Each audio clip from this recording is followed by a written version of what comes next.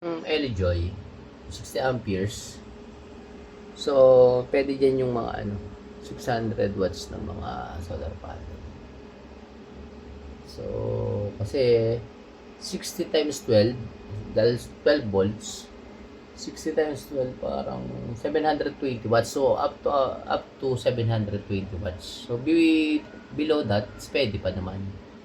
So, as you can see, meron ditong terminal block included dyan. Itong LJoy, hindi yan nabubuhay pagka walang solar panel sa PV. So, kailangan niya may battery and PV. So, pinaliwanag ko lang na yan yun. Then, ang gusto ko lang ipakita, ito paggamit ng So, naka-terminal block siya. So, tinanggal ko isa-isa. Gawa ng, lalagyan ko siya ng ganito. So, i-crimp mo siya para maiipit yung wire para hindi sabog-sabog.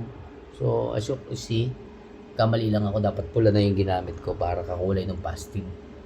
So, okay lang din naman. So, ito naging practice ko. Yung left, laging positive. Then, ang kasunod na niya is yung negative niya. So, ito PB to ha, PB. Itong nasa left, itong dalawa na to.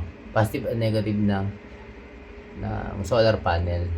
The right side, yung magka-partner naman na yun. So, since yung black yung negative, so, yung yellow ang magiging positive. So, gawin yung siya, laging nasa left na lang para hindi na kayo malito. So, nilagyan ko lang naman siya ng ganito, i-cream. So, kung mapapansin nyo, ito, dito yan, sa left din ng left din ng ito. So, 20 lang ginamit natin, amperahe. 20 amperes lang itong breaker niya.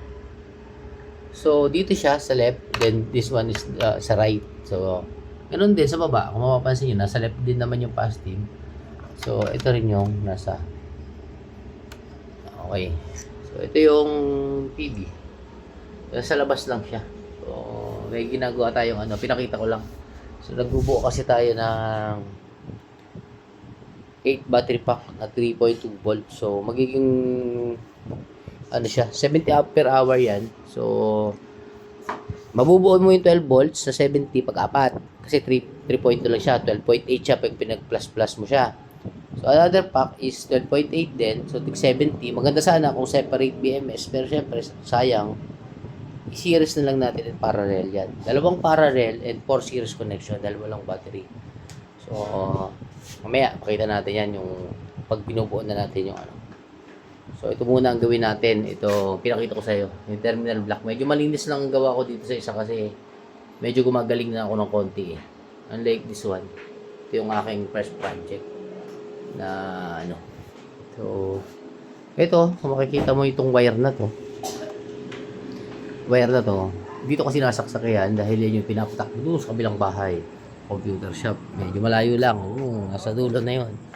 So, mga 75 meters almost. Yung bahay na maliwanag din.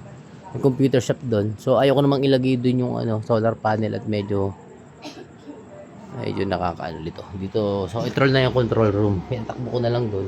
Kasi pinapalakas ko yung battery. For the meantime, 12 volts setup muna hanggang sa gumaling. Upgrade natin yung 24 yung kasunod. Pero sa ngayon, pinag-aralan natin kung paano magbuo ng mga battery. So, that's all. Thank you.